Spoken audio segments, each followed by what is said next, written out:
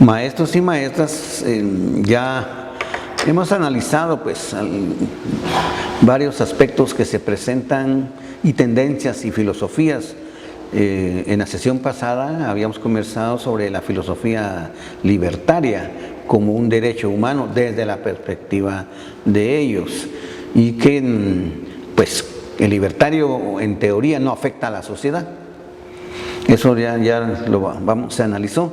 Ahora en esta sesión 8 nos corresponde analizar algunas tendencias que vulneran derechos humanos de ciertas personas en particular, y que es interesante cómo han venido permeando a los diferentes convenios y tratados internacionales en materia de derechos humanos. Y cuando expongo que los están permeando, es que hay una relativización de esas categorías denominadas derechos humanos.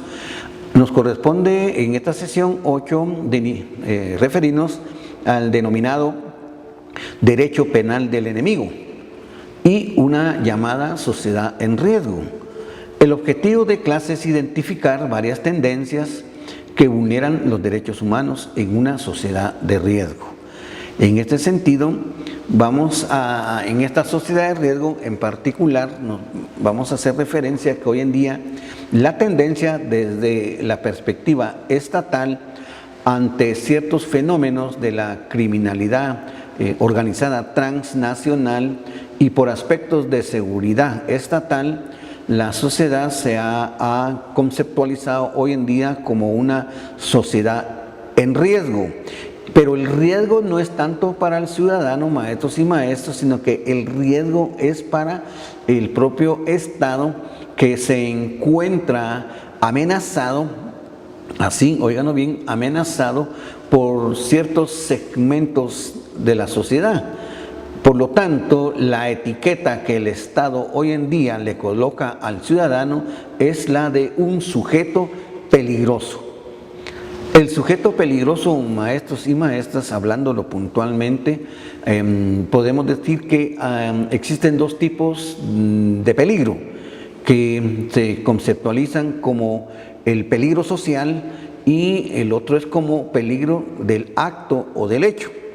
El peligro social corresponde a que las personas, ciudadanos, la sociedad, es conceptualizada como sujetos peligrosos, pero que no han cometido ni un solo ilícito, no han cometido ningún delito. Sin embargo, el Estado ya los rotula como peligrosos, y lo interesante de esta filosofía es que el Estado selecciona qué segmento de la sociedad es la peligrosa. Hemos tenido muchos ejemplos de este tema de la peligrosidad social, donde al etiquetar al peligroso, el Estado, a través de sus políticas públicas, trata y de veras lo realiza a neutralizarlos como sujeto peligroso, socialmente hablando. Este tema del peligro social no es nada nuevo. La peligrosidad como etiqueta desde el Estado ya ha venido desde la época del medioevo, es decir, desde la época feudal, en el cual el hereje era el sujeto peligroso, en el que la bruja era el sujeto peligroso, o el disidente a la monarquía o a la iglesia era el sujeto peligroso. Y si traspolamos desde esa época del medioevo actualmente al siglo XX, podemos también detectar que el Estado ya sigue con esta postura de rotular, de etiquetar a ciertas personas como peligrosas. Por ejemplo, podremos decir que el Estado en un momento determinado etiqueta al periodista como peligroso para sus intereses. Y además el peligro social, que es el que mayor afectación tiene, se apoya en un derecho prospectivo. ¿Qué quiere decir ello?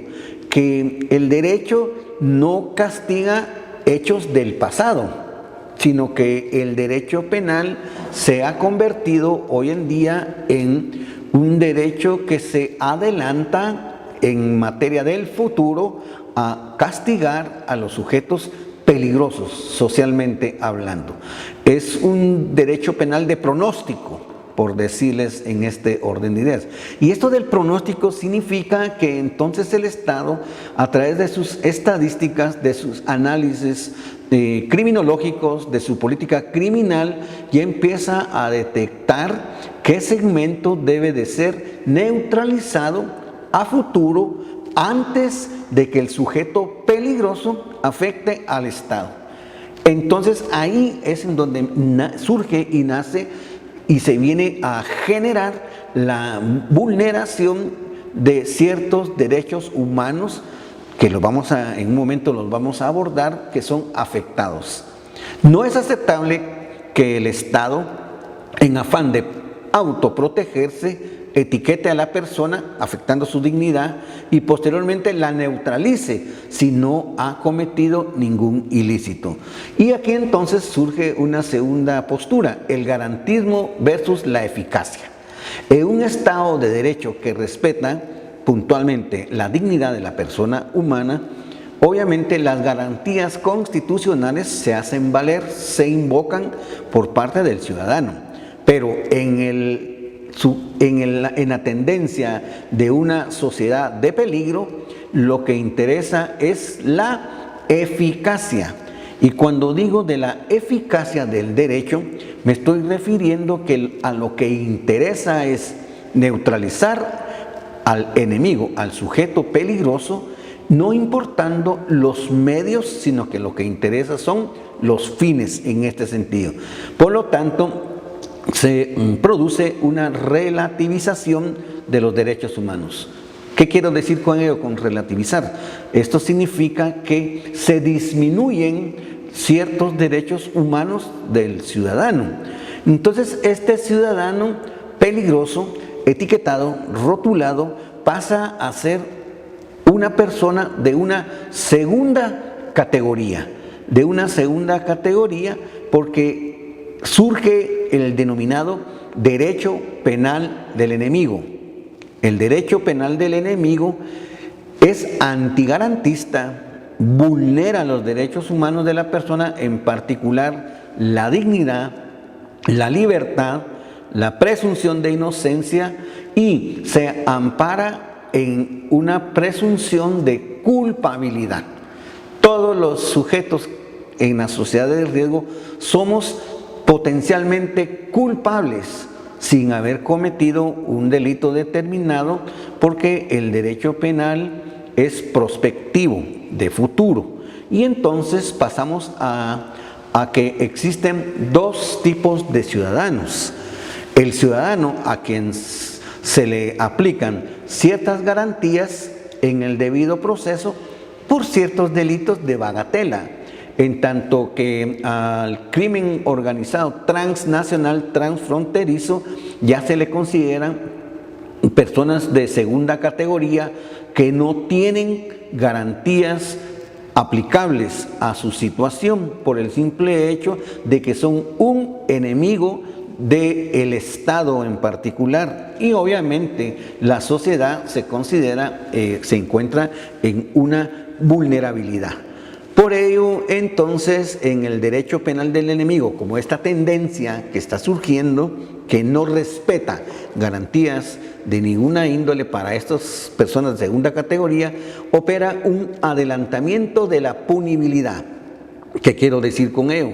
Que el Estado prefiere castigar adelantadamente a la persona por considerarla peligrosa antes de que ella cometa un atentado, delitos en contra del propio Estado. Y la forma en que se neutralizan a estas personas de segunda categoría es principalmente las penas desproporcionadas, las penas de 40, 50, 100 años. Estas penas, maestros y maestras, afectan un derecho constitucional, el artículo 19 en particular, porque ya no permiten la readaptación, la resocialización, el regreso de la persona al ámbito societario, a la familia, porque lo que se requiere es que se encuentren neutralizadas inocuizadas, como se suele decir, en el ámbito carcelario por 60, 70 años respectivos. Por lo tanto, también parte de esta tendencia del derecho penal del enemigo es que en los casos que se están dilucidando en los diferentes órganos jurisdiccionales, la prisión es la regla general. Ahí es donde se detecta incluso lo que ya platicamos en un momento con ustedes, maestros y maestras, el exceso de la prisión preventiva como pena anticipada y que está prohibida por las reglas de Mallorca, que es la Convención de Mallorca, como lo hemos estudiado. Entonces hay muchos aspectos de esta filosofía de eliminar a través de esas penas drásticas en materia de años, eliminar la filosofía re. ¿Cuál es la filosofía re? La filosofía es aquella que la Constitución tiene de la readaptación y la reeducación, obviamente, de la persona que surge condenada. Por esto la pregunta es válida en estos momentos. ¿Qué derechos humanos se afectan? Desde la perspectiva del derecho penal del enemigo. El alemán Günther Jakob es el autor de esta filosofía, de la neutralización de las personas de segunda categoría. Pues bien, la primera afectación al rotular a una persona de peligrosa por sus tatuajes, por ejemplo, por el hecho de vivir en una zona que se considera cinturón de miseria. Aquí para el tema, ejemplo de Guatemala, sería en Ciudad Capital, zona 18, por decirles así. O bien si el narcotraficante vive en la zona 3, ya hay una rotulación. Y de antemano neutralizan a estos rotulados. Pues bien, el primer derecho humano es la dignidad humana, obviamente, porque no se vale castigar en una forma adelantada en este sentido. Y por ello, entonces, el derecho penal prospectivo, el derecho penal del enemigo, se convierte en maximalista.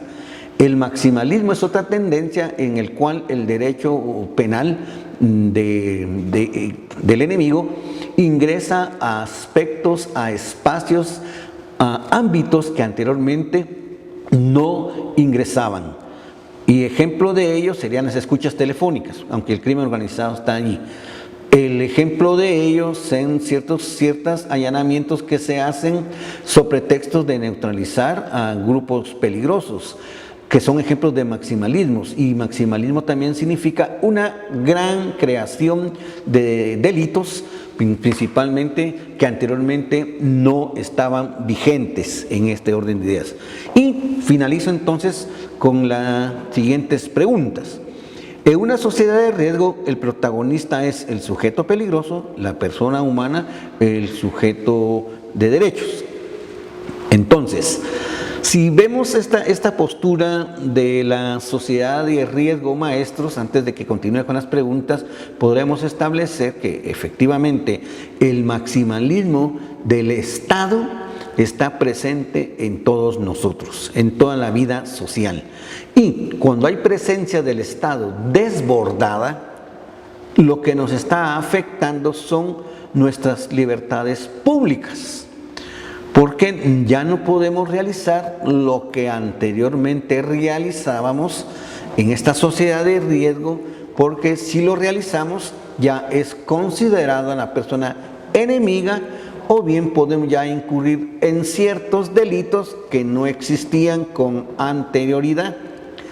Entonces, el poder penal punitivo del Estado se desborda de tal manera que nos cierra, nos encajona, nos encasilla en ciertas libertades públicas que sí podemos ejercer y otras que no.